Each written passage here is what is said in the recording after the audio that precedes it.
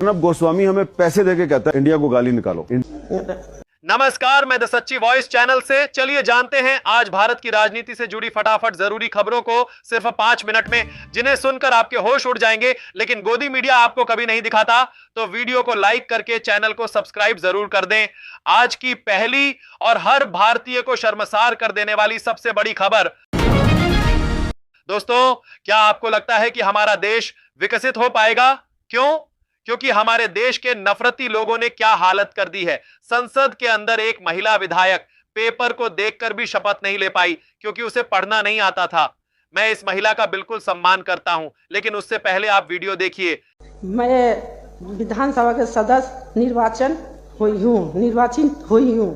मैं ईश्वर से सदस्य लेती हूँ। मैं ईश्वर का विधि द्वारा स्थापित करती हूँ हुई हूँ। संविधान के प्रति सच्ची बोलिए ना दूंगी। हाँ,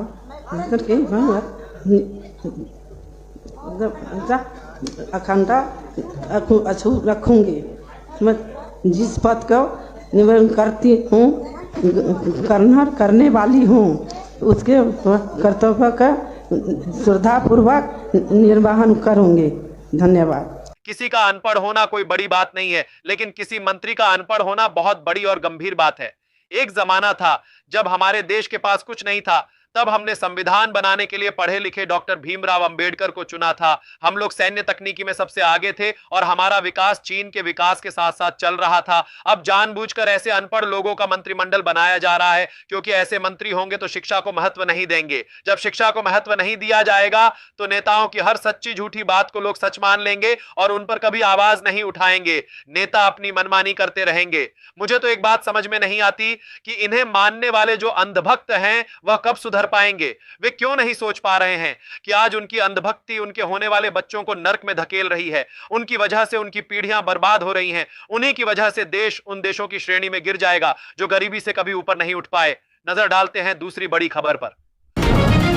दोस्तों, अगर आपको पता चल जाए कि कोई व्यक्ति या फिर कोई मीडिया पर्सन अपने ही देश को पैसे देकर गाली दिलवा रहा है, तो आप उस पर क्या एक्शन लेंगे? अगर मेरे हाथ में कुछ होता तो मैं उसे कड़ी से कड़ी सजा दिलवाता और देशद्रोह के जुर्म में उसे फांसी तक दिलवाने की कोशिश करता।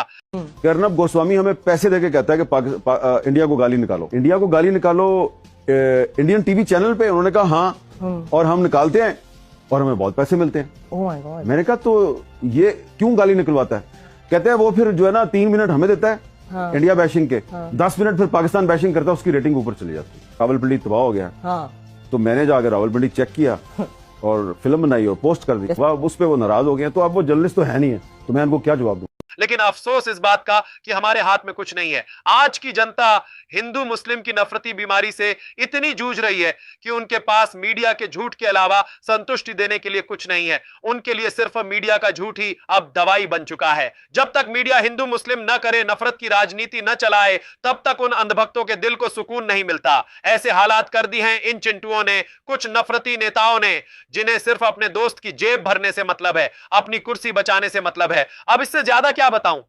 लेकिन मेरी समझ में यह नहीं आता कि जो इन्हें मानने सुनने वाले लोग हैं वो तर्क क्यों नहीं कर पाते। उन्हें क्यों लगता है कि ये जो चैनल वाले हैं, न्यूज वाले हैं, जो भी बोलेंगे वही सच बोलेंगे, जबकि ये लोग ना तो किसी जरूरी मुद्दे पर आवाज उठाते हैं और न ही जनता की आवाज को सामने रखते हैं। मेरा मानना है कि लोकतंत्र का चौथा स्तंभ माने जाने वाला मीडिया जब इस तरह की हरकतें करने लगे तो समझ लो कि देश की दुर्गति तय है। मेरा मानना है कि इन्हें ऐसा सबक सिखाना चाहिए कि ये दोबारा जनता से ऊपर खुद को ना समझें। मैं बार बार इसलिए कह रहा हूं क्योंकि बहुत बड़ा नुकसान होने जा रहा है। अगर यही सब चलता रहा तो गिने चुने ही वर्षों में हमारे देश की आवाज इतनी दब जाएगी कि फिर चूं तक नहीं सुनाई देगी। नजर डालते हैं अगली खबर पर। साथियों, राहुल गांधी ने भी आज सीधे मुद्दे की बात कर दी। उन्होंने कहा कि अगर मैं हर रोज चुनाव आयोग और नरेंद्र मोदी पर यह आरोप लगा रहा हूं कि वो वोट चोरी कर रहे हैं, तो वह पलटकर जवाब क्यों नहीं दे रहे? वो चुप क्यों हैं? पहले सुनिए उन्होंने क्या कहा, फिर बात करते हैं। अगर मैं आरोप लगा रहा हूं प्रधानमंत्री पे हर रोज कि तुम वोट चोर हो, प्रधानमंत्री चुप क्यों है? प्रधानमंत्री एक शब्द क्यों नहीं बोल रहा? क्योंकि प्रधानमंत्री वोट चोर है और वो जानता है कि हमने उसको पकड़ लिया है। मैं किसी एक तरफ का पक्ष लेकर नहीं बोल रहा हूं।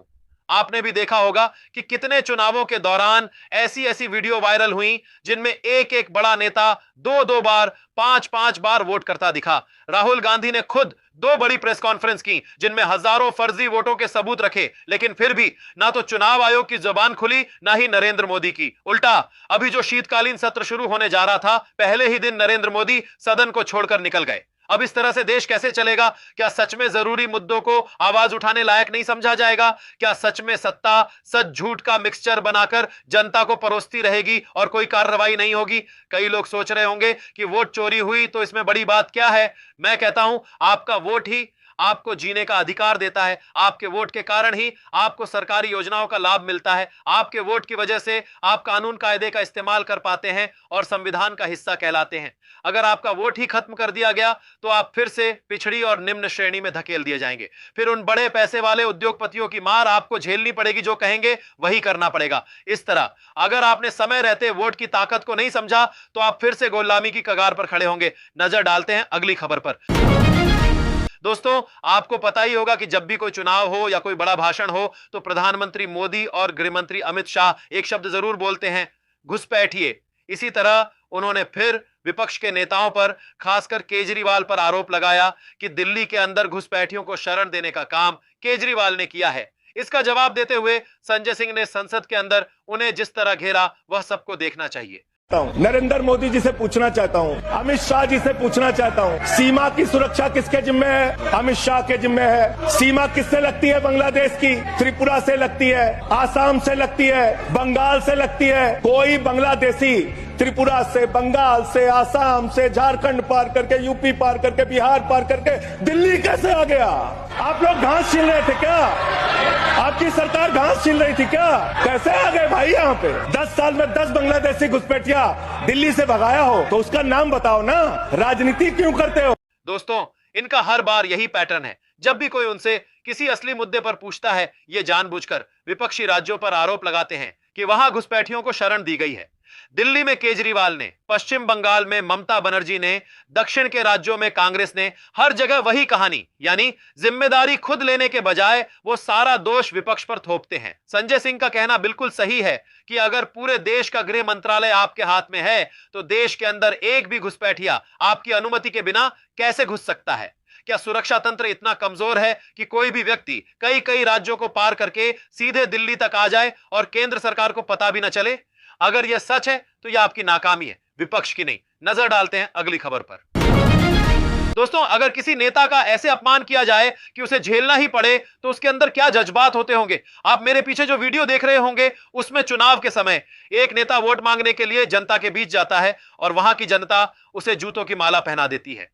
मैं ये नहीं कहूंगा कि यह बिल्कुल सही तरीका है, लेकिन यह जरूर कहूंगा कि यह गुस्सा यूं ही नहीं आता। आपके नेताजी जब भी चुनाव होते हैं तभी आपके दरवाजे पर आते हैं। इसका मतलब साफ है कि उन्हें खुद की कुर्सी की परवाह है, आपकी जिंदगी की नहीं। अगर आप सच में अपने वोट की ताकत समझते हैं तो उस नेता से सीधे पूछें, आपने पिछला साल हमारे लिए क्या किया? अगले साल क्या करने वाले हैं? क्या सच में हमारी बेटी दिन दहाड़े सुरक्षित घूम पाएगी? क्या सच में एक आम आदमी रात को घर लौटते वक्त डर के बिना चल पाएगा? क्या इस देश में शिक्षा, रोजगार और महंगाई पर गंभीरता से काम होगा, या फिर हर बार हिंदू मुस्लिम के नाम पर दंगे फसाद ही कराए जाएंगे? यही होती है वोट की असली ताकत। और अगर आप इस तरह सवाल तक नहीं कर सकते तो थू है ऐसे वोट के अधिकार पर। फिर आप हमेशा हमेशा इसी गरीबी, इसी प्रदूषण, इसी डर में जीते रहेंगे। आपका कुछ नहीं हो पाएगा। मुझे बहुत दुख होता है कि कभी हमारा विकास उन देशों के बराबर था जो आज दुनिया की महाशक्ति माने जाते हैं, जैसे चीन। कभी भारत और चीन लगभग एक सी रफ्तार से बढ़ रहे थे, लेकिन 2014 के बाद चीन दोगुनी रफ्तार से आगे निकल गया और हमारा देश इन्हीं सालों में तेजी से पीछे चला गया। नजर डालते हैं अगली खबर पर। दोस्तों, संसद में भाषण के दौरान रागिनी शंकर ने बहुत अच्छा संदेश दिया कि हमारे लिए सभी मुद्दों से बढ़कर देश सबसे पहले होना चाहिए। बीजेपी नेताओं को उदाहरण देते हुए उन्होंने कहा कि जापान में ज्यादातर लोग बौद्ध धर्म को मानते हैं, लेकिन वहां बच्चों को सिखाया जाता है कि अगर देश की जरूरत पड़े तो सबसे पहले देश को चुनो, धर्म को बाद में रखो। हमारा देश 80% हिंदुओं का है, लेकिन उसके बाद भी अपना देश का हिंदू जो है वो खतरे में है। आप किसी मंचों से ये बात कह दें या हमें कहने को बोल दें कि हम अपने बच्चों को ये सिखा सके कि अगर श्री राम भी आ जाए और आपके देश के खिलाफ बोले तो आप उनको भी नकार देना क्योंकि आपके लिए सबसे पहले आपका देश है और उसके बाद धर्म है। जो धर्म पे सियासत करते हो वो इन बातों को क्या बोलेंगे? और इसीलिए जापान आज विकसित देश है और आज हम कहां पे हैं? आज अभी हम डेवलपिंग कंट्री हैं। आपके मन में भी यह सवाल होगा कि पहले देश या पहले धर्म। तो एक सीधा उदाहरण सोचिए, आप बॉर्डर के किसी इलाके में रहते हैं, भारतीय सैनिक दुश्मन से लड़ रहे हैं। अगर कोई सैनिक घायल हो जाए और आपके दरवाजे पर आकर गिर जाए तो आप क्या करेंगे? पहले उससे धर्म पूछेंगे कि तुम किस धर्म के हो, या सीधे उसका इलाज करेंगे? बस यही फर्क है राष्ट्र और धर्म के बीच। धर्म आपकी आस्था है, जरूर रखिए, सुबह शाम पूजा कीजिए, जो भी आपका तरीका है वह अपनाइए। हर धर्म अपने आप में महान है, लेकिन जब बात देश की आती है तो सबसे पहले जरूरत होती है विकास की। महंगाई, बेरोजगारी, शिक्षा, स्वास्थ्य, ये सब असली मुद्दे पहले आते हैं। उसके बाद धर्म पर बात कीजिए। धर्म की बात राजनेताओं के द्वारा नहीं होनी चाहिए। धर्म की बात अपने अपने धर्म गुरु करेंगे। मुसलमानों के लिए उनके मौलवी, हिंदुओं के लिए उनके शंकराचार्य और संत। जो भी नेता राजनीति में धर्म का उपयोग कर रहे हैं वही सबसे बड़े अज्ञानी हैं और सबसे बड़े पापी भी, क्योंकि वे धर्म के नाम पर सिर्फ अपनी कुर्सी बचा रहे हैं और देश को नुकसान पहुंचा रहे हैं। नजर डालते हैं अगली खबर पर। दोस्तों, अब ये सब देखने के बाद चुप मत बैठना। अगर आपको किसी खबर या किसी साजिश पर गुस्सा आया है तो अपनी पूरी भड़ास कमेंट में निकालिए और इस वीडियो को अंधभक्तों तक शेयर कीजिए। यही आपकी सबसे बड़ी देशभक्ति होगी। और हां, अगर आप सच में चाहते हैं कि हमारी सच्ची पत्रकारिता मजबूत बने तो चैनल को सब्सक्राइब जरूर कीजिए।